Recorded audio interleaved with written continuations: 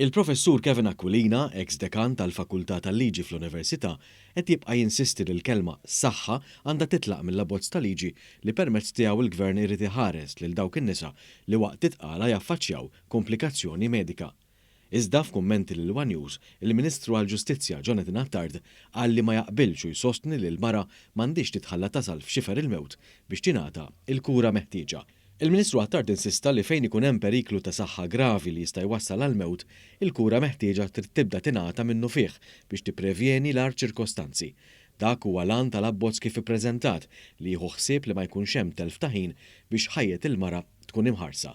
Saħansitra f'każ ta' periklu imminenti lanqas il-ħtieġa li jkun hemm it-tielet speċjalisti ma teżisti.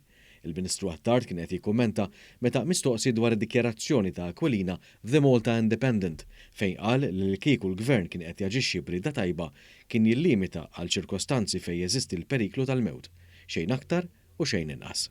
Iżda l-Ministru Attard sostna li mhux l-iskop tal-Gvern li jara li l-mara tkun waslet fix-xifer qabel wieħed jibda jagħti il-kura u għalhekk ir-referenzi għal perikli u perikli gravi għas-saħħa kienu prinċipji li l-Gvern qatt ma seta' jiċċaqlaq minnhom.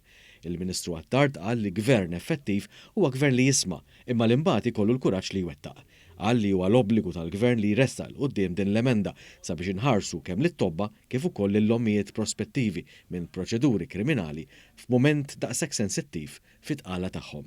Huwa wieħed li l-Gvern se jibqa' jkun wieħed li ma jibżax jieħu deċiżjonijiet kuraġġużi biex isaħħaħ il-qafas leġislattiv ta' pajjiżna u jassigura li ċ-ċittadini jirrikorru għal servizz ta' saħħa mingħajr biża' u xkiel.